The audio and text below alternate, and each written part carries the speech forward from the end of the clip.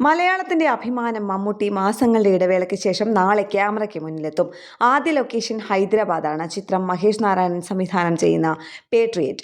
17 വർഷത്തിന് ശേഷമാണ് മമ്മൂട്ടിയും മോഹൻലാലും ഒന്നിക്കുന്നത്. ദാദാസാഹിബ് ഫാൽക്കെ അവാർഡ് ലഭിച്ച മോഹൻലാലിനൊപ്പം മമ്മൂട്ടി വീണ്ടും സജീവമാകുന്നത് ഇരട്ടി മധുരമാണ് മലയാള സിനിമയ്ക്ക് സമ്മാനിക്കുക. ഫഹദ് ഫാസിൽ, കുഞ്ചാക്കോ ബോബൻ, നയൻതാര എന്നിവരടക്കം അണിനിരക്കുന്ന ബിഗ് ബഡ്ജറ്റ് ചിത്രമാണ് ഇത്.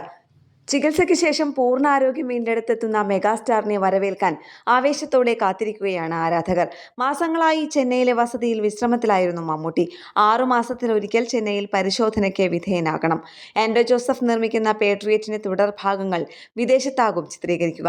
ശ്രീലങ്കൻ പശ്ചാത്തലത്തിലുള്ള സിനിമയുടെ ഷൂട്ടിംഗ് പൂർത്തിയാക്കി നവംബർ പകുതിയോടെ മമ്മൂട്ടി കൊച്ചിയിലെ വസതിയിലെത്തും. ഈ മാസം 7-നായിരുന്നു അദ്ദേഹത്തിന്റെ 74-ാം പിറന്നാൾ ആഘോഷം.